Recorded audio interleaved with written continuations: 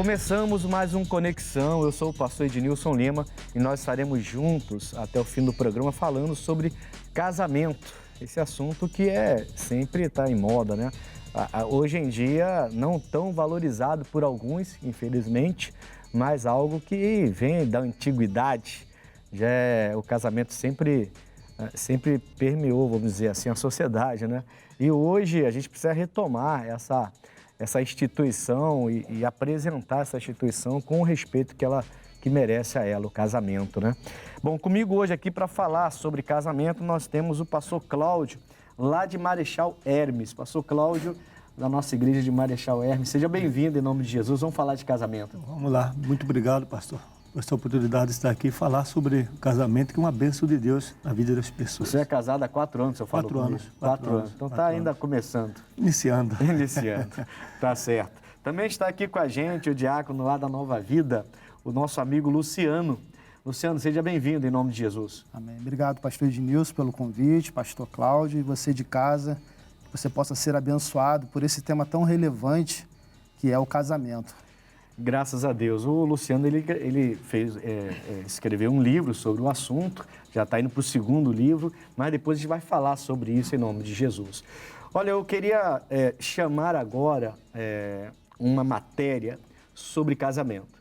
E aí a gente vai chamar essa matéria, vocês vão depois discutir com a gente aqui, para que a gente possa ver a bênção de Deus chegar até as pessoas. Vamos a essa matéria e voltamos já.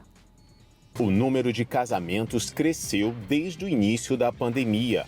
Em 2021, foram registrados cerca de 932 mil matrimônios, segundo dados do IBGE. Devido à pandemia, muitos casamentos foram prejudicados. Alguns casais não conseguiram lidar com a convivência durante todo o dia, o que levou ao fim de muitos matrimônios.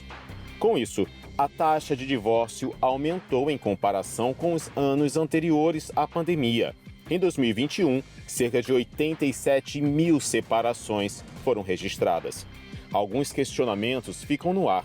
Será que alguns casais estão escolhendo o divórcio como o caminho mais fácil? O casamento ainda tinha chances de dar certo? Será que poderiam ter feito dar certo? Então, a gente sempre ouve falar que é instituição falida, já não é de hoje que eu escuto falar isso na sociedade, que o casamento não é mais como antigamente. Hoje em dia, muita gente vê o casamento como um contrato, então a gente vê muito esses assuntos. Mas após a pandemia, você viu na matéria, os casamentos que aumentaram, a prática de casar, digamos assim, né? Aumentou, mas em contrapartida também a gente encontrou durante a pandemia muito divórcio. Amigos, divórcio, casamento, tem gente que casa e divorcia, mas tem gente que luta até o fim. Assim, sobre a história, eu vou começar com o Luciano. A história do casamento, o que a gente podia falar sobre a história do casamento? Pastor, eu entendo que o casamento ele é um projeto de Deus. E a gente tem um modelo de casamento baseado nas Escrituras. Sim. Quando a gente mergulha nas Escrituras, a gente vai ver que em Gênesis, quando Deus cria a primeira família, ele vai estipular um modelo, ele vai estipular um padrão. Um modelo que hoje em dia a gente vê que não está sendo mais, como eu vou dizer, olhado com bons olhos, digamos assim, né? O que é chato, né? Ruim, né? Porque dá a impressão de que o modelo original não valeu, não foi bem feito, mas foi perfeito, né? Perfeitamente. E Deus vai dizer lá em Gênesis 2:24, ele vai deixar esse modelo, esse padrão. Ele vai dizer, por esse motivo de eu ter criado a família, deixa o homem, pai e mãe, e se une à sua mulher, tornando os dois uma só carne. Sim. E aí é interessante que esse verbo deixar, o sentido original dele no hebraico, ele tem 3 dimensões. O primeiro é deixar emocionalmente, Sim. deixar geograficamente e deixar financeiramente. Financeiramente. Então, há um padrão. Por outro lado, deixa para se unir. Muitos casamentos hoje não têm dado certo porque há uma dificuldade desse entendimento das pessoas se unirem à sua esposa e viverem de fato como casados. Como um só, né? Porque a Bíblia fala uma só carne, né? Quer dizer, uma só carne, é lógico que a Bíblia está falando sobre o ato sexual também, né? os dois se tornarem um só nesse ato, mas não está falando só disso, né? Está falando de toda alguns acham que é complexo, eu não acho complexo, na verdade eu acho muito simples, né? Quer dizer, eu deixei pai e mãe emocionalmente, financeiramente, fisicamente e me uni à minha esposa. Não significa que eu deixei de ter pai, deixei de ter mãe, mas agora eu formei uma nova família, um novo segmento de família. Eu preciso, né, estar atento para que a minha família, minha esposa também. Né? E assim, sempre meu líder também dizia que tem uma bênção que é só no casamento. Né? A partir do momento que a pessoa casa, conhece uma outra pessoa, ela vai conseguir, né, adquirir alguns tipos de bênçãos, que ela vai conquistar algumas vitórias na vida, naturalmente, sucesso, né? Não só financeiramente, mas também em todos os setores da sua vida. Né? Porque a pessoa sozinha, ela não consegue. Né? O senhor sabe isso, já há tanto tempo casado, o senhor também já tem muito mais experiência, mas a partir do momento que ela conhece, que ela se encontra com outra pessoa, que ela casa, algumas coisas na vida ela começa a se conquistar. Tem que haver um ajuste, né? Porque você é solteiro, você pensa de uma forma, você tem um certo controle da sua vida, no sentido de você almejar, projetar, focar e ir atrás. Exatamente. Mas aí, a partir do momento que você casa, você não pode só projetar e ir atrás, você tem que ter alguém que vai contigo também. Exatamente. Porque, aliás, eu entendo que essa é uma das razões de muitos casamentos serem destruídos, né? A pessoa, ela casa, mas ela continua com foco individual, né? Exatamente. Quer dizer, eu quero me realizar profissionalmente, e aí o marido fica lá para trás, a esposa fica lá para trás, aí há aquela discrepância entre um e outro, e aí começa-se a confusão. Se eu vou, minha esposa tem que ir junto. Se eu fico, ela tem que ficar junto. Se eu caio, ela caiu. Se eu levantei, ela levanta. Quer dizer, ela tem que estar no meu universo, no meu pensamento, o tempo todo, né? Eu tenho que lembrar, bom, eu vou receber isso, né? Tá, mas se eu vou receber isso, ela vai receber também? Ela vai estar comigo? Não, ela não vai estar, então não quero. Exatamente. Quando a gente olha para esse versículo, a gente precisa entender não só o sentido de deixar, mas o sentido de se unir. Porque muitas pessoas querem viver casadas, mas levando uma vida de solteiro. E eu e minha esposa, a gente trabalha com casais na igreja e a gente vê muito isso. Sim. Muitos casamentos hoje têm sido frustrados porque o casal, ou o homem ou a mulher, eles ainda não atinaram para que eles precisam estar unidos e a união é em tudo. A gente pode concordar, então, que não há como casar e não mudar, né? Não tem como. A pessoa precisa colocar isso no coração. Eu não posso casar e achar que vai continuar a mesma coisa. Não, agora eu tenho alguém me esperando em casa, agora eu tenho alguém que pode me pegar no trabalho, agora eu tenho alguém que pode me levar para casa ou eu levá-la para casa. Agora eu tenho alguém que eu tenho que pensar quando eu compro um carro, quando eu compro uma casa, quando eu compro um imóvel, quando eu gasto um dinheiro a mais. Eu tenho alguém para dividir isso. Eu tenho que estar de acordo com a outra pessoa. Que entende aquela pessoa, né? Que compreende aquela pessoa que está te esperando naquele momento, né? Aliás, deixa eu falar uma pergunta para o senhor. A importância da palavra de Deus no casamento. Ela é de suma importância, né? Você vê, pastor, que Jesus, o primeiro milagre dele foi em casamento, né? Sim. A Bíblia diz lá em Evangelho de João, capítulo 2, que aquele casamento, o vinho, ele tinha acabado, né? Ou seja, o vinho representa a alegria. Então, você imagina aquele casamento estava sendo destruído, faltando vinho. Jesus, ele chegou naquele casamento e transformou água em vinho. Sim. Ou seja, talvez aquele casamento que está sendo frustrado, que está sendo destruído, está faltando vinho, está faltando alegria. Quando ela entende, ela deixa Jesus entrar na vida dela, entrar no matrimônio, entrar no casamento, ele transforma qualquer casamento, ele restaura qualquer casamento que está sendo destruído. E diz os estudiosos, então, que nesse momento aí da história e naquela sociedade, né, a falta do vinho no casamento também seria uma vergonha. O casamento começaria, tipo assim, debaixo de uma maldição, digamos, né? Porque já começaria debaixo... Aquilo já era um presságio de um problema para o casamento, né? Digamos assim. Isso. E quando Jesus, então, coloca o vinho de uma maneira até que surpreende o mestre da festa, né? Que ele deixa o mestre de sala, né? Ele fala, mas melhor vinho você deixou para o final, geralmente é o pior, né? Uhum. É porque ele estava preocupado... Jesus já estava mostrando a preocupação dele com o sucesso do família, casamento. Né? Sucesso é casamento. Exatamente, sucesso com a instituição, né? Eu vou trazer uma outra pergunta, mas vocês dois podem falar, portanto. Papel do marido. Quem quer falar o papel da esposa? Vou deixar o senhor falar o papel da esposa. Brincadeira, os dois podem falar. Papel do marido e da esposa no lar. E agora? Agora o bicho pega, hein? Cuidado que tem mulheres assistindo a gente, hein? Então, quando a gente fala sobre papéis, mais uma vez, a gente precisa seguir um modelo que está aqui nas Escrituras. Paulo, ao escrever sua carta aos Efésios, no capítulo 5, a partir do versículo 20, ele vai trazer ali um molde de papéis tanto para o marido como para a esposa. E ele vai falar uma palavra que está muito deturpada nos nossos dias, que é a palavra submissão. É a palavra auxiliadora. E eu diria até que não é nem nos nossos dias, sabia? Porque antigamente, os mais antigos, as gerações anteriores, era totalmente deturpado isso aí. Agora está até clareando um pouco mais, eu acho. Agora, na nossa geração, está se abrindo mais entendimento, digamos, está mais aberto o entendimento para isso.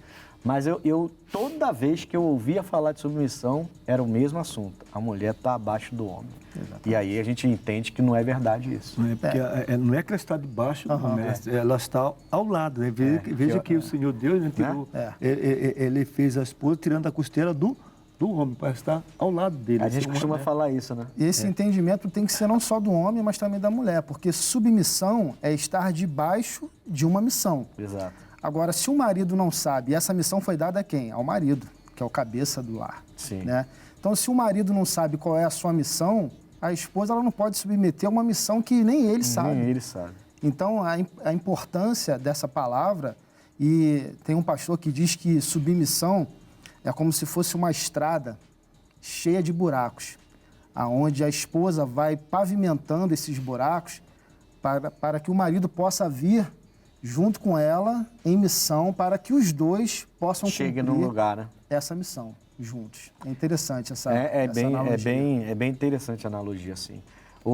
Eu gosto muito desse assunto, particularmente, porque, assim, como eu falei, a gente via muito ensinamento errado no altar, né? Da mulher ter que obedecer em tudo, da mulher ter... Poxa, e não é... a gente entende hoje, e alguns já no passado também já entendiam, que a submissão é estar na mesma missão. A partir do momento que você casou, os dois são um só, então a missão é a mesma. Aí a gente volta lá atrás, quando eu falei sobre você entender que agora você não é mais solteiro, né? Você, quando você vai comprar uma coisa, quando eu saio e aparece uma oportunidade, digamos assim, entre aspas, de ouro, né? Aí você vai e fecha o negócio, aí você chega em casa e fala assim, mulher, fechei o negócio. Aí ela olha pra você assim, tá, mas você nem sabia disso. A gente não estava precisando a gente precisava de outra coisa. Não, mas foi um negócio de ouro, mas foi para você, não foi para sua esposa, né? Eu estava pregando uma mensagem dessa semana, baseada na história do Jó.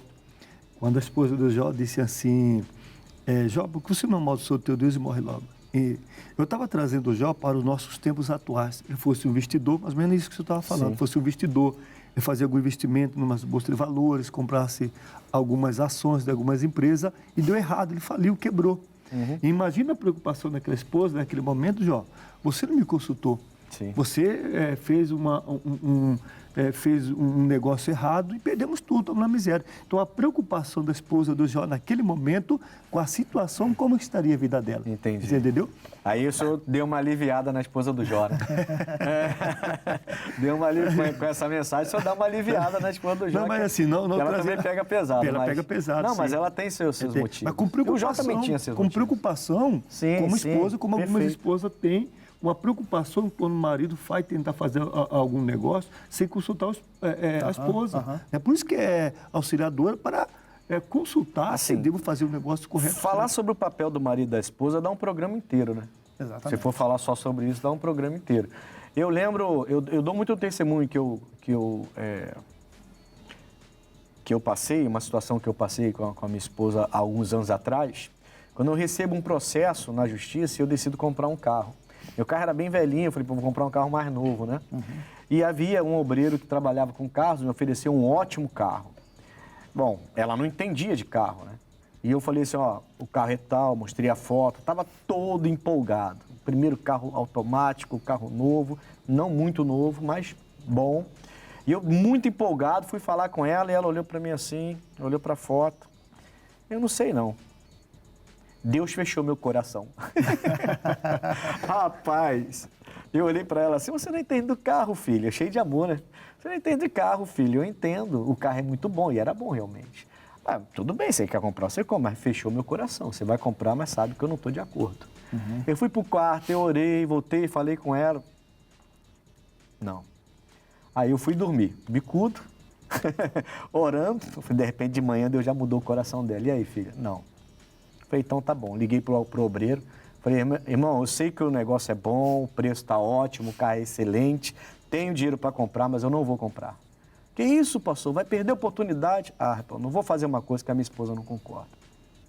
No dia seguinte, um outro pastor me ligou, falou, pastor, eu conheço uma pessoa aqui que me falou que chegou uns carros da empresa dele e ele está vendendo, ele quer vender para mim no preço de nota fiscal.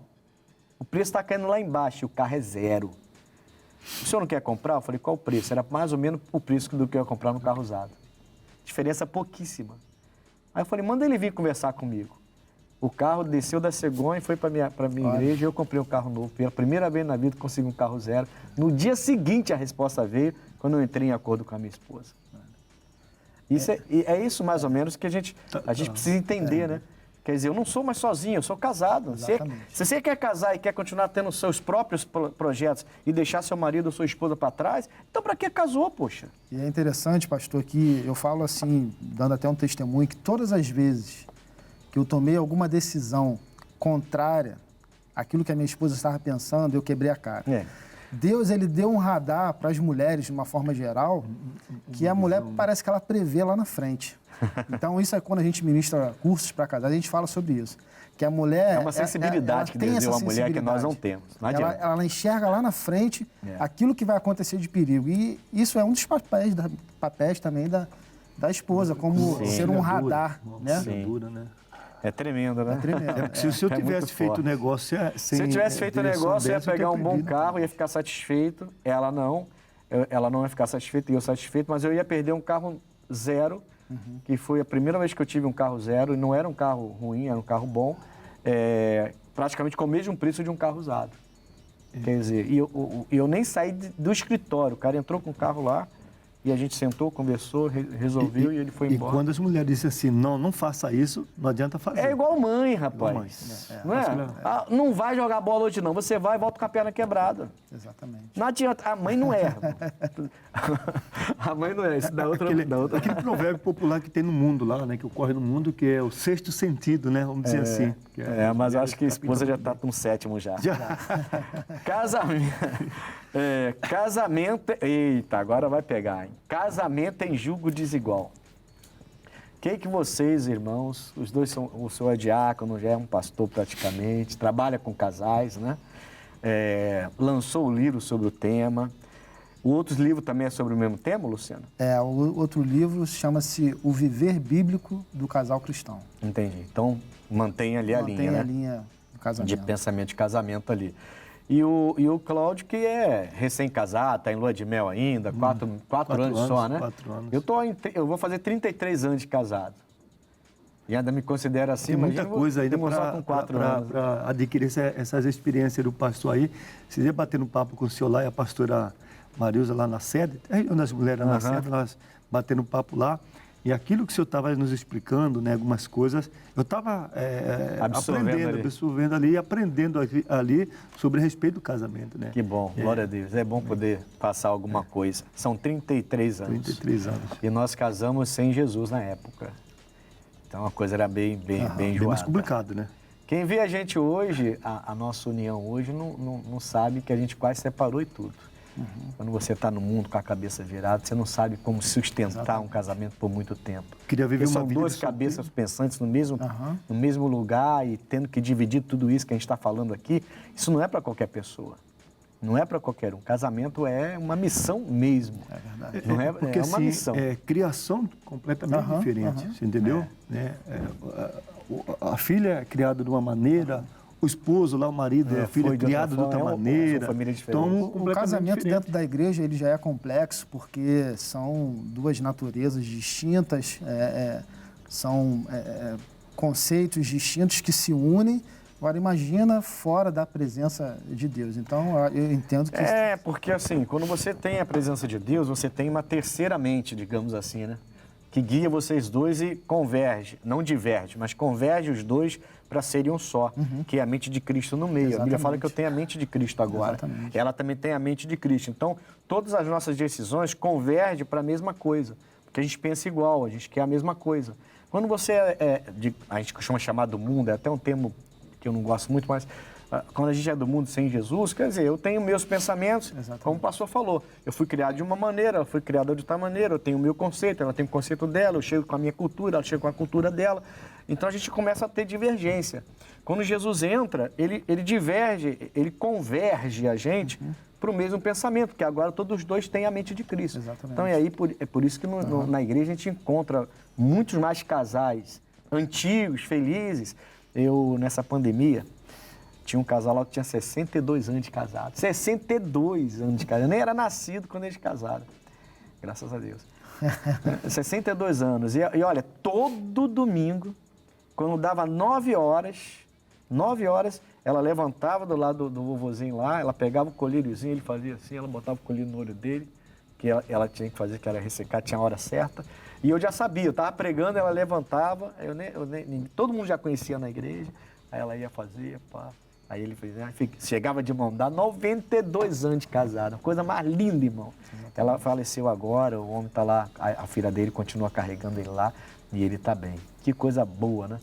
Como é que é bom a coisa, né? Bom, então o julgo desigual, vamos fazer o seguinte, vamos ao intervalo rapidinho, aqui no nosso Conexão, e depois a gente volta falando sobre esse julgo desigual, bem rápido, tá bom? Vamos a esse intervalo, voltamos já.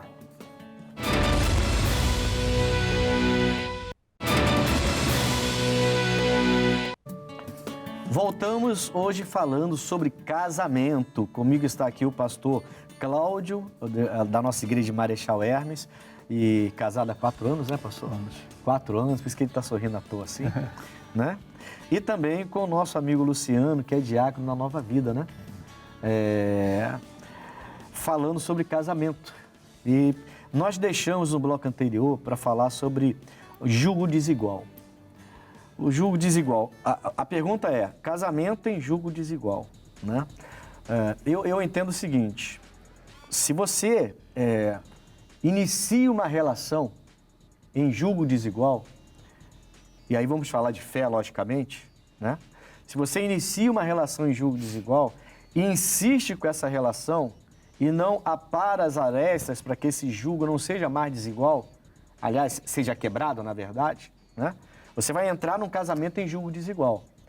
E aí, quando você entra num casamento, é diferente, porque você é solteiro, você namora, ela tem a vida dela, ele tem a vida dele, ele tem a família dele, ela tem a família dela, mas quando os dois formam uma família, e ainda em julgo desigual, isso pode, lógico, nosso Deus é Deus do impossível, né? Então, ele pode reverter tudo, mas se a pessoa não tiver juízo, tem tudo para dar errado, né? Verdade. A gente já entende quando Paulo aqui, vou usar aqui as escrituras mais uma vez, né? 2 Coríntios, no capítulo 6, no versículo 14, ele vai dizer assim, não vos ponhais em julgo desigual com os incrédulos, porquanto que sociedade pode haver entre a justiça e a iniquidade?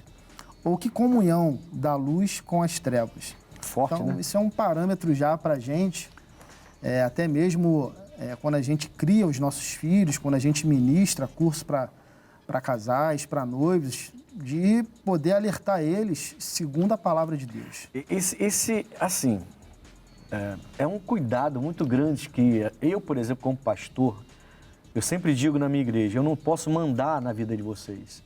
Eu não tenho o direito de mandar na vida de vocês. Você sabe com quem, por exemplo, com os jovens, você sabe que você que tem que saber com quem você vai namorar. Esse namoro provavelmente vai gerar um noivado e um casamento. Você pode ter um casamento de sucesso ou isso trazer mais fracasso e mais derrota ainda e mais problemas. Nem tudo que parece bom é bom, a gente sabe disso, né? E é difícil tratar esse assunto, mais difícil do que aparenta, porque tudo bem, tem o texto.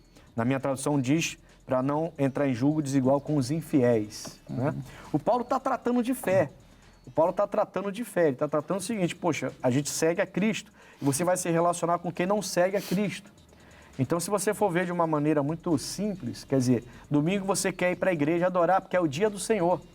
Mas aí pro outro que não é cristão, domingo é dia de praia. Exatamente. Domingo é dia de futebol. Domingo é dia de passeio, domingo é dia de viagem. E aí, se você não tiver alicerçado, né? Fica difícil, né? A pessoa pode desviar. Em vez de, como eu estava dizendo aqui, que muitas vezes ele prega até mesmo para a noiva, se ela for entrar num jogo desigual, num casamento com a pessoa que professa uma outra fé, que não é cristão, que não conhece a palavra, em vez de a menina, a garota, ou o rapaz trazer aquela outra pessoa para a igreja, para Cristo, infelizmente é a pessoa que pode levar a pessoa para o mundo, como o senhor está dizendo. Na verdade, acontece muito Acontece isso, né? muito. É o que mais acontece, porque o amor entra, né? E se entrar o amor, e se entrar a conjunção carnal, então, a própria ciência fala que a conjunção carnal gera uma sinergia entre os dois tão forte, que a pessoa ela fica quase que presa já à pessoa, né? Não é à toa que a Bíblia fala que os dois se tornam um, né? Porque você fica presa à pessoa, é como se realmente fosse um pedaço de você. Por isso que essa paixão toda, louca, de pessoa que hoje ama e amanhã quer matar, porque já tem uma vida marital, inclusive, né? E quando isso acontece, tem uma dificuldade, porque se você é de Deus, você não deveria ter tido, né? Isso. Mas se você é e caiu, piorou mais ainda. E se você arrasta essa relação até o fim, sem se preocupar em primeiro resolver essas arestas, a tendência é... Assim, aos jovens, né, que queira casar hoje, muitas vezes tem o sonho de casar, de construir uma família, o que acontece? Muitas vezes, uma garota lá, 18, 17 anos, muitas vezes quer namorar aquele rapaz, o diabo leva aquela pessoa para a igreja para enganar as pessoas, o que acontece? Vice-versa, como o homem, como a menina. E aí você vai perguntar para ela, quantos anos você quer casar? Quero casar com 25, 26, quero fazer a faculdade. Por que você está namorando com 17? Por que você está namorando com 17 anos? Vai levar 10 anos namorando. Como você está dizendo, já entra aquele amor, né? Aí é um amor carnal. Primeiro a pessoa, então... A pessoa confunde amor com paixão. É, paixão. Então, primeiro eu vou fazer a faculdade, vou estudar, vou construir primeiro a minha vida financeira, depois eu vou pensar em casar com uma pessoa. Eu entendo que cabe a nós, né, assim... Vocês como pastores, né, e a gente que trabalha com casais, nós precisamos alertar, nós precisamos ser uma referência, nós precisamos ser modelos para aqueles que estão começando a vida agora. O modelo é importante. Para aqueles que estão... porque eu costumo dizer que o exemplo que o meu filho vai ter é a minha vida. Sim. Né? Eu tenho um filho de 25 anos, né, e ele vai olhar para mim, vai se espelhar em mim. Então, o marido que eu sou em casa, o tipo de pai que eu sou em casa, certamente isso vai influenciar muito na vida dele, de como eu levo a minha vida, de como eu conduzo a minha família. Eu só tenho um zelo grande, um cuidado muito grande, porque eu não posso mandar na vida de ninguém. Eu não posso falar, sai disso, não faz isso. Eu sou muito contra isso, mas muita coisa. Alguém pode até discordar de mim, mas eu não posso mandar na vida de ninguém. Eu posso dar orientação. Ó, essa caneta aqui, se você pegar, vai se machucar. Mas eu quero pegar, então vai lá, manda ver. A pessoa vai pegar, vai se machucar e eu vou falar, eu avisei. Mas eu não posso chegar e falar assim, não vai pegar, não vou deixar porque você vai... Não dá para fazer isso. É verdade. Eu não posso, como pastor, orientar a pessoa que... Poxa, e eu vejo isso acontecer às vezes, que roupa usa, que não, eu posso pregar o evangelho, falar do pudor, falar do ensinamento do evangelho, e a pessoa vai se quebrantando, vai se libertando, vai se envolvendo com Deus e ela vai tomando suas próprias decisões. Agora, tem que orientar, né? E não é só jovem não, tá? Adultos também, né? Eu lembro de um caso de um senhor que foi para a igreja, até se batizou para poder conquistar uma senhora. Aí quando ela se entrega a ele e os dois se casam, ele fala, agora não vou mais à igreja. Mas você não foi se batizou? Né? Não foi se batizou, eu fui me batizar só por sua causa. Eu queria conquistar você. Você falou que eu não ia aceitar um homem que não era da igreja, eu me converti. Tem gente que se ilude, né? Parece que a conversão é uma coisa de contrato, né? Assina um contrato aqui, você se converteu. Não, a conversão é lá na alma, é no coração. Não, ele foi para a igreja, pastor. Foi por quê? Por minha causa. Então ele não se converteu, não, ele está tendo por sua causa. Exatamente. Espera ele se converter, então, para não entrar em julgo desigual, né? Exatamente. Espera, se não esperar... Prova a fé dele. E provar a fé. É preciso que o Espírito Santo trabalhe de fato e na os frutos, conversão, né, daquela pessoa. Quando os discípulos falaram para Jesus, como que a gente vai saber se aquela pessoa que chegou até nós é profeta de verdade? O que Jesus falou? Pelos frutos conhecereis. A árvore se conhece pelos frutos que ela dá. Então, chegou perto de você, disse que é profeta, fica perto e fica olhando.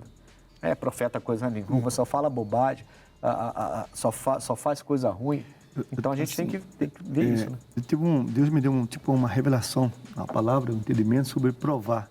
Me lembro como a Rebeca, né, quando trouxeram a Rebeca, de longe ela viu Isaac. O que é aquele lá? Aquele é meu senhor. Ela estava sem o véu, né?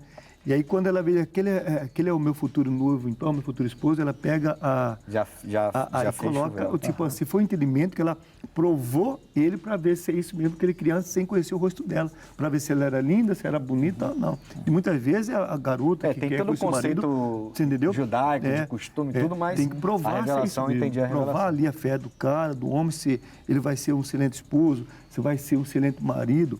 Os pais têm que orar. A pessoa, se ela quer casar, chegar dentro do pastor, eu estou conhecendo ali o fulano, o ciclano, chegar tanto o homem quanto a menina, a garota, os pais, colocar em oração para ver se o fulano vai ser um bom esposo ou uma boa esposa. E ver mesmo, né? Ver mesmo não só assim, eu acho que tem que ver todo o procedimento da pessoa, né? Porque, vai desviar. É mais fácil desviar do que ganhar a pessoa. Porque a pessoa está ali por interesse, né? Ela foi para a igreja por causa da pessoa, né? Eu aprendi, pastor, que a gente não pode pular etapas. Né? E a gente tem a oportunidade de namorar. Então, no namoro, é a fase onde você conhece a pessoa, onde é desenvolvida ali uma amizade, você vai ver o caráter daquela pessoa. O namoro deveria ser isso, né? Na sociedade não é mais isso. E aí tem a fase do noivado, que é um compromisso mais sério, né? Até chegar ao casamento, porque a gente vai defender que o casamento é para sempre. Sim. O casamento é até que a morte separe. Então, essa fase de namoro, as pessoas estão errando por quê? Porque elas querem pular as etapas. Querem pular a etapa de conhecer. Começa da frente para trás. Exatamente. Né? Então, há uma ordem, há um caminho a ser seguido. E quando a gente traça esse caminho ao contrário, certamente isso vai trazer sérios problemas. Muito certo. A gente já comentou um pouco sobre esse próximo tópico, que é a submissão no casamento. A gente já falou um pouco sobre isso, mas vamos dar uma passada bem rápida nisso aqui. A gente já entendeu que submissão em relação... A Bíblia trata a submissão em relação à mulher com referência ao homem, certo? Mas eu acho que todo mundo já chegou no entendimento de que submissão não é estar na mesma missão, né? E não está, como alguns acham, né? De que o homem, eu mando e ela obedece. Isso não existe. Não existe. Eu acho que todo mundo hoje já... Bom, todo mundo. Não vou nem falar todo mundo, porque todo mundo é muita gente, né? Mas a maioria já entendeu que não é assim. E as mulheres têm, hoje em dia, então, um papel super importante. E, se duvidar, vai ter até mais do que os homens, do jeito que elas estão avançando. E glória a Deus por isso. Porém... essa submissão, quando a gente comentou sobre isso, a gente falou sobre o homem entender isso também. O irmão até colocou muito bem em relação ao homem, como que ela vai se submeter à mesma missão, se nem ele sabe qual é a missão. Né? Então o homem precisa entender que ele entrou no casamento, né? E a esposa dele precisa ser tratada como Jesus trata. Olha, eu acho muito forte isso, cara. Sinceramente. Quando a Bíblia fala que o homem tem que amar a sua esposa, como Jesus amou a sua igreja, e você lembra o que Jesus fez pela igreja, derramando o seu sangue, se matando pela igreja, se entregando a sua vida pela igreja, sofrendo, enfrentando lideranças e religiosas, enfrentando peso, tudo pela igreja. Aí eu fico vendo os maridos aí, eu vou usar a palavra aqui, me perdoem, os bananas, que não, sabe, não luta pela sua esposa, não briga pela sua esposa. A mãe dele fala, pronto, acabou a esposa. Irmão. A mãe fala, acabou a esposa. O que a mãe falar, ele não defende a esposa, não.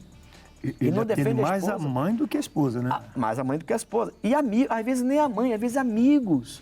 E a pessoa vai a favor dos amigos e deixa a esposa de lado.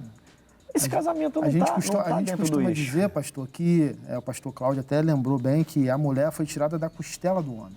E não do calcanhar, né? Nem do calcanhar. Então, hoje, maridos acham que submissão é pisar na esposa. E aí, quando mais uma vez, a gente retorna para as Escrituras, a gente vai ver Paulo falando do papel da mulher, que ela deve se submeter ao marido como a igreja se submete a Cristo. E vai falar do marido... em relação ao seu amor pela esposa, um amor como Cristo amou a igreja, então, tanto no papel da mulher quanto também no papel do homem, há um parâmetro, há um modelo. E o homem precisa entender isso, porque senão ele quer fazer da sua mulher um capacho, entende que a mulher... escrava, né? Ela está ali para... Então, eu acho Só que... para obedecer e ficar assim. Eu acho que o que Satanás tem feito, isso? muitas das vezes, é deturpar o sentido da palavra de Deus no coração. Isso é tão ruim, irmão. Isso é tão ruim porque muita gente se afasta da igreja por causa disso. É verdade. Muitas jovens, por exemplo, por não serem ensinadas direito o que é o namoro, o que é um casamento e como deve ser a relação do homem e da mulher no casamento, por não ser explicado bem, muitas jovens hoje estão aí, não vão à igreja. Elas acham que a igreja como um todo, né, pensa da mesma forma. E é a minoria que pensa assim hoje em dia. Pelo contrário, o entendimento já chegou para a igreja, né, de que é uma bênção um namoro, um noivado, um casamento, e que é uma bênção seguir esses padrões que Deus criou. E quem segue esses padrões está aí com um casamento com 60 anos, eu já vou para 33 e 40 anos. No mundo se vê. É raro, mas ainda se acha. E quando você acha no mundo casal antigo, você vai ver o casamento deles, segue o padrão. Verdade. Não são convertidos, mas segue esse padrão. É o padrão que Deus criou. Quando a Bíblia diz que Jesus, ele se doou, ele amou, né, o mundo de tal maneira, entregou o seu Filho unigênito, que é para seguir, como Paulo disse, Jesus doou a sua vida pela sua noiva, que é a igreja. O homem, se for possível, tem que doar a sua vida pela sua esposa, como o senhor disse, que muitas vezes o marido ele ouve mais a mãe, os amigos, ele tem que, se for matar a esposa dele, tem que entregar a vida dele pela esposa. Sim. Isso é se doar. Olha, irmãos, eu já vi casais, por exemplo, que quando têm filhos, por não saberem lidar com seus filhos, entrarem em confusão depois que o filho nasce. Quer dizer, é um casal amoroso, que se ama, né? Que se dá bem, mas quando um filho nasce, a mulher se volta para o filho de uma tal maneira e ela toma o lugar do marido. O filho toma o lugar do marido. Ou o pai se volta para o filho de uma tal maneira que o filho toma o lugar da esposa. E aí o filho fica sendo o pivô, olha que coisa triste, né? Vira o pivô de separação do pai, de confusão e de discussão, porque os dois não conseguem mais ter a mesma relação, porque o filho fica no meio. Involuntariamente, o filho fica no meio, porque o sentimento do pai é todo voltado para o filho, desprezando a esposa, da mãe, todo voltado para o filho, desprezando o marido. Eu já vi tantos casais com problemas depois que têm filhos, por não saber lidar com isso. Né? Então, assim, tem que estar os dois realmente como um só, fechados, né? Verdade. Vamos passar adiante aqui. Mateus 19,6. Mateus 19,6 é aquela passagem que diz: assim não são mais dois, mas uma só carne. Portanto, o que Deus ajuntou, não separe o homem. Bom, Jesus está se referindo lá na criação, né? Quando essa palavra é proferida lá, o próprio Adão, né? Porque é interessante, porque essa passagem lá na criação, foi o Adão que proferiu ela, né? O Adão recebe a Eva, ele percebe a coisa boa que Deus criou, que é o casamento, e aí o Adão toma essa decisão, é o Adão. Ele fala assim, bom, a partir de agora o homem vai deixar pai... O Adão nem pensou duas vezes, ele já proferiu essa. Eu vou deixar pai e mãe, o homem vai deixar pai e mãe a partir de agora e vai se unir e os dois vão ser uma só carne. Porque ele viu que o que Deus criou ali, a instituição do casamento entre ele e a Eva, era algo realmente muito bom. E continua sendo muito bom para quem segue seus princípios, né? Aí Jesus vem e acrescenta que o que Deus uniu, ou seja, o que foi feito debaixo de um jugo igual, digamos assim, né? Ou de uma igualdade no sentido de conhecer um ao outro, de se prepararem, o homem não pode separar, o homem não deve separar. Só em caso de... É interessante, né? Mas mesmo assim, quando a Bíblia diz que aquele que Deus uniu, o homem não separa, tem que ir até o fim. Tem uma abertura... Tem uma abertura na separação e é única, mas que é no caso da prostituição. Mas assim, sim, mas depois, só que ele não... Ele acrescenta, cada dureza, né? É dureza em vosso coração, entendeu? Até no caso de prostituição, a vontade de Deus é que haja o perdão, o arrependimento e o perdão, logicamente, né? Porque sem arrependimento, como é que vai ter perdão? Ele permite, mas ele não acrescenta se manda o homem casar, ou vice-versa casar depois, entendeu? Até a morte separa. Não, o casamento é muito sério na visão de Deus. E é interessante, pastor, que em relação a esse texto aqui, a gente trabalha esse texto também cursos, e a gente vai defender 4 princípios aqui. Primeiro que o casamento, o casal, ele precisa ser monogâmico. O que é isso? É fidelidade, né? Precisa ser monossomático. O que é monossomático? É a matemática de Deus.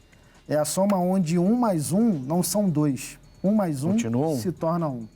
Esse casamento precisa ser heterossexual. Deus não criou nada além do homem e da mulher. Deus criou 2 seres, o homem e a mulher. E quando Jesus diz aqui, portanto, que Deus ajuntou, não separe o homem, a gente entende que o casamento ele é indissolúvel. Ele não foi feito para acabar.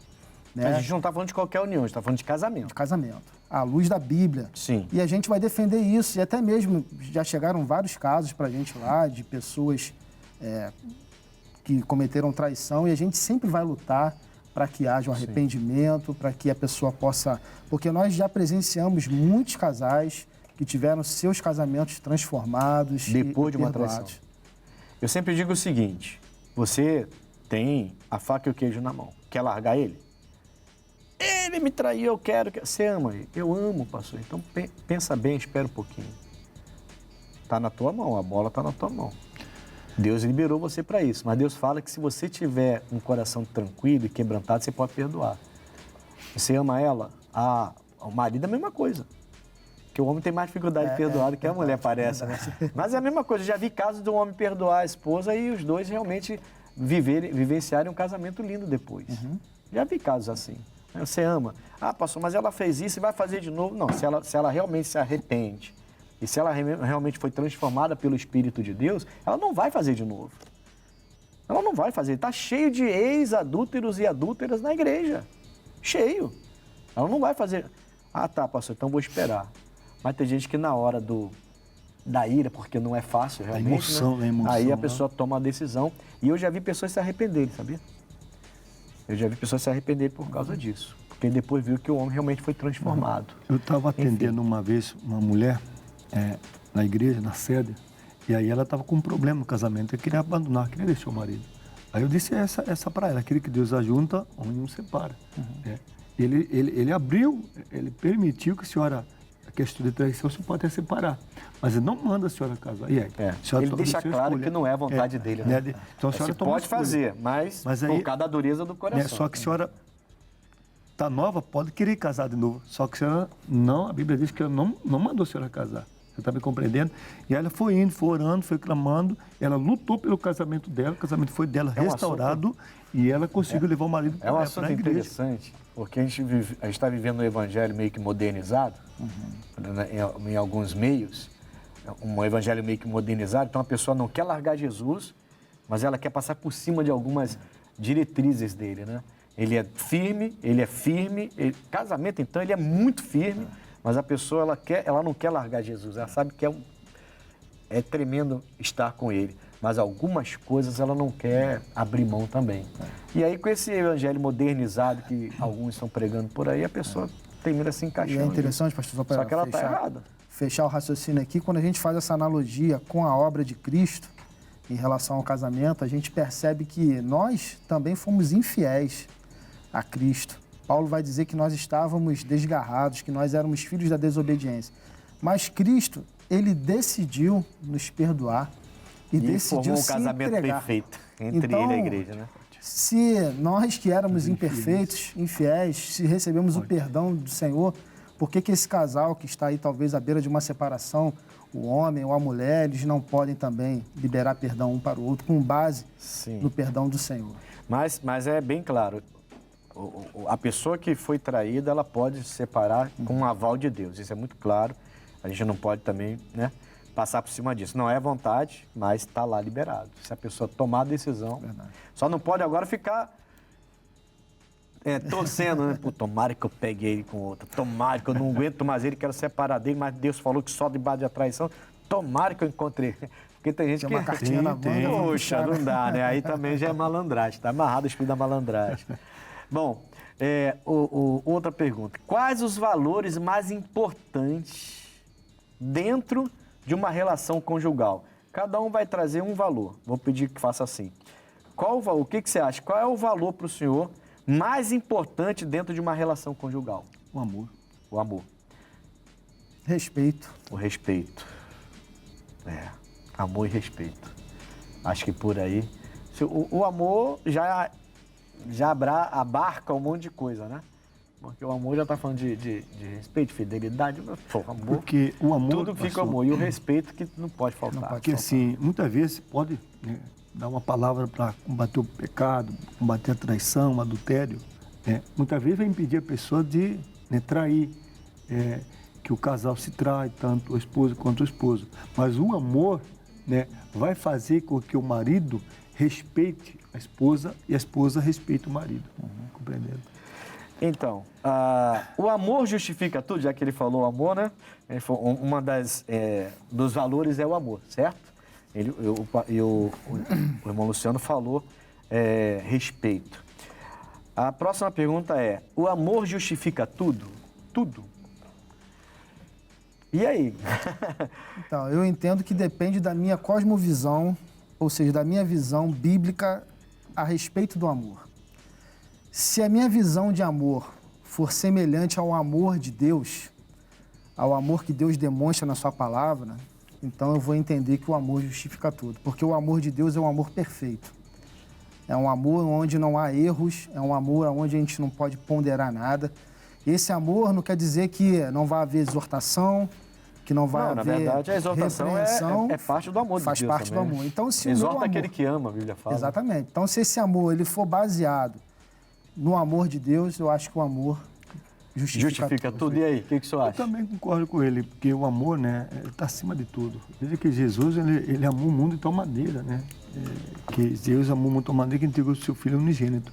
Porque com amor vai fazer que eu repito, que o esposo vai respeitar a esposa respeitar com a visão bíblica. Na palavra, né? dentro do Evangelho. Essa visão bíblica. Aí justifica tudo. Esse é o amor. Justifica o perdão, justifica o sofrimento, justifica a dificuldade. O amor ágape, né? Quem amou, o amor ágape, que abarca tudo isso, né? Quem ama sofre, quem ama respeita, quem ama... Enfim. Bom, nós vamos agora às ruas, pastores. Não é diácono, mas é pastores. Né? Pastoria, né? Falar sobre, no nosso quadro Opinião, a pergunta que a gente vai fazer nas ruas é: quais são os principais desafios quando o assunto é casamento e como superá-los? Na volta eu vou querer para que vocês façam um assunto sobre esse assunto bem rapidamente, mas eu queria que vocês prestassem atenção então. Bom, vamos ao quadro Opinião e voltamos já. Grandes problemas que aparecem às vezes é problema de desemprego, coisas assim, cria aquele ambiente pesado, né? Falta da alimentação, uma coisa assim, mas o principal é também a amizade entre os dois, né? E o amor que existe entre os dois. Todos. Não tem problema nenhum. Todos os problemas é relativo ao casamento. Meu Deus do céu, tantos. Fidelidade, situação financeira boa, tudo isso implica no casamento. Foi a traição, né? A traição foi a pior fase que eu enfrentei na minha vida. Não desejo para ninguém. Eu penso que é questão econômica realmente, né, que influencia, bate muito realmente em qualquer relação, né? A questão realmente financeira pesa bastante.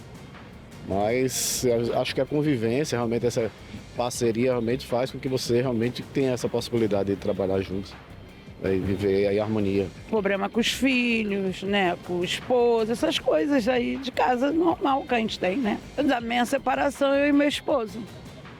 A gente tivemos separação 2 vezes, voltamos e casamos e estamos juntos. Se eu não estivesse dentro da igreja, eu não teria conquistado isso. Tem a parte econômica, né, financeira, que é muito importante, porque a pessoa casar, ela precisa ter uma renda, precisa ter uma ajuda para poder ajudar financeiramente dentro de casa. A questão da infidelidade é um caso muito importante a se levar em conta, porque muitos casamentos são acabados, às vezes, por causa da infidelidade. Traição e outros casos relacionados. Acho que depende de ceder, ser amigo, companheiro, e não vai existir nada. A desavença sempre tem, mas você tem respaldo para poder resolver. Eu acho que hoje em dia as dificuldades são imensas, assim, acho que o mundo, né? A gente faz uma situação dentro da nossa casa, a gente cria uma relação dentro de casa e o mundo mostra de uma outra forma. como se aquilo tudo fosse muito natural, a banalidade de tudo, é tudo muito fácil, tudo muito simples. E aí é difícil, é muito difícil, são desafios diários. Rapaz, você vê que muita gente falou sobre vida financeira, né? Interessante, porque eu falo com os jovens assim, às vezes eu já falei, pô, pastor, tô gostando da menina. Eu falei, você já tá trabalhando? Não, você vai levar ela para tomar um café, para comer um sorvete. Quando que você vai fazer isso? Como é que você vai fazer isso? Não, eu não preciso fazer isso para namorar. Precisa assim, ué, você vai ficar namorando como? Aí ele fica mais brincando com eles, né? Mas assim, é interessante que muitos falaram sobre vida financeira, né? Você vê, tudo bem, né? O país, como a gente está vivendo hoje, a situação pós-pandemia, dificuldade financeira muito grande, padrão de vida cada vez mais caro, né? Talvez isso tenha influenciado. Mas, assim, se eu perguntasse a vocês, né? Eu sou um repórter, encontro vocês na rua e eu pergunto, qual é o principal desafio no assunto casamento e como superá-lo? O que o senhor falaria? Eu vou, né, concordar ali com o pessoal ali que o pior problema hoje do casamento é a vida financeira. O problema financeiro vai gerar problema no casamento. A mulher não vai entender, não vai compreender, né? A mulher quer que o marido, ela quer que o marido sustente ela, né? Quer que o marido... Depende. Não, digo assim, faz o papel do homem, né? É claro que tem as mulheres que têm o seu... Hoje se une renda e tem mulher que ganha até mais que o homem. Mais do que o homem, é claro. Mas ela quer que o homem tenha papel... Ela quer que o homem seja homem. Seja homem dentro de casa. Porque a mulher casa e ela tem que subir para trocar o chuveiro, pô. O homem quer ficar... Ela quer que o homem seja homem. Seja homem. Mas depois que eles se entenderem que se os dois trabalhando, unindo renda, é claro que vai dar tudo certo. Mas o homem tem que entender, compreender a esposa e vice-versa. Eu entendi. Só para poder defender a mulher, senão depois ela pega a gente lá fora. Entendeu? Mas assim, a mulher, eu entendo que ela quer que o marido seja homem, né? Ela quer que ele esteja lá, que ele possa ajudar lá a secar uma louça, mas ele possa mexer ali. Ou se ele não sabe tratar, ele vem, contrata alguém que faça. Agora o homem ficar sentado e a mulher vai virar massa, aí para que ela casou, né? E aí eu vou pegar esse gancho do senhor. Eu entendo também que um dos maiores pontos que traz a separação é a questão financeira. Mas também entendo que o não entendimento dos papéis traz muita separação. A gente costuma falar que um lar acéfalo, ou seja, um lar onde não tem uma cabeça, onde o marido não exerce o seu papel de ser o cabeça do lar, se ele não exerce, alguém vai exercer. Às vezes a mulher vai tomar esse papel, às vezes um filho vai tomar esse papel, e às vezes há um outro problema da bicefalia, um lar onde tem dois cabeças falando ao mesmo tempo. Isso também vai trazer ruptura, porque Deus estabeleceu que o marido, né, fosse o cabeça do lar, e isso também traz muitas desavenças, né, na questão familiar, na questão relacional. Os cônjuges não entendem os seus papéis. Eu entendo que juntamente com a questão financeira, a questão de entendimento de papéis é o segundo ponto que mais traz a separação.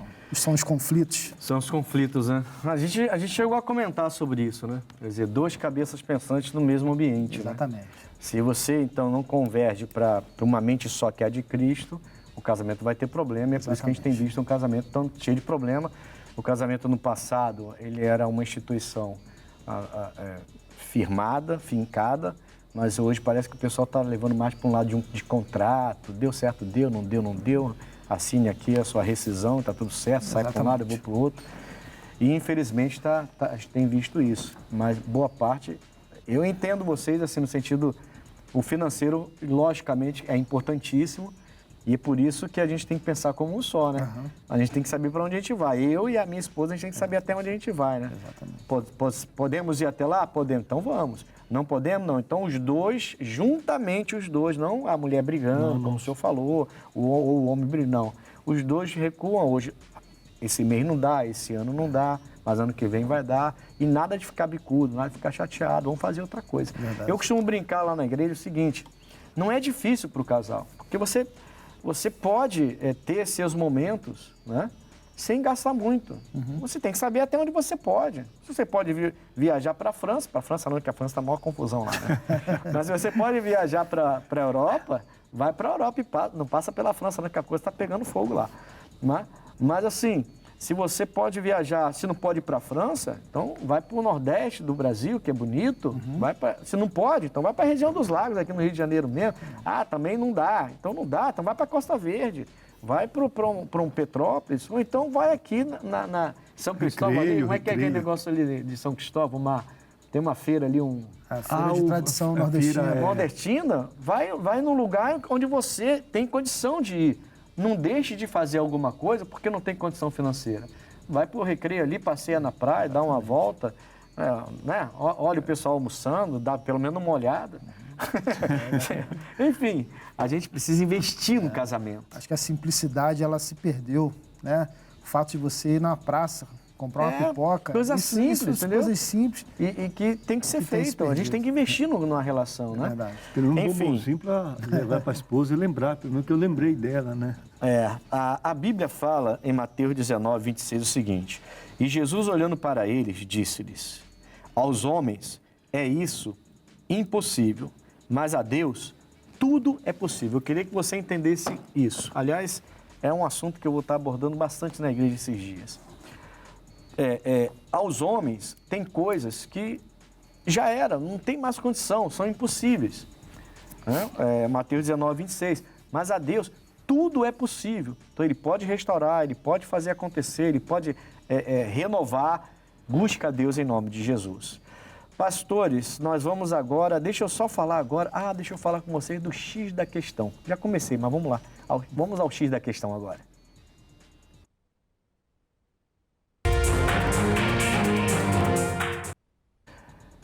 X da questão de hoje. Existe casamento perfeito? Olha, eu acho que existe. Nas nossas imperfeições, nós buscamos a perfeição de Deus no casamento. Essa história de que não existe casamento perfeito, eu não concordo com isso, não. Eu acho o seguinte: eu sou imperfeita, minha esposa é imperfeita, a gente junta os dois e formamos a perfeição de Deus ali.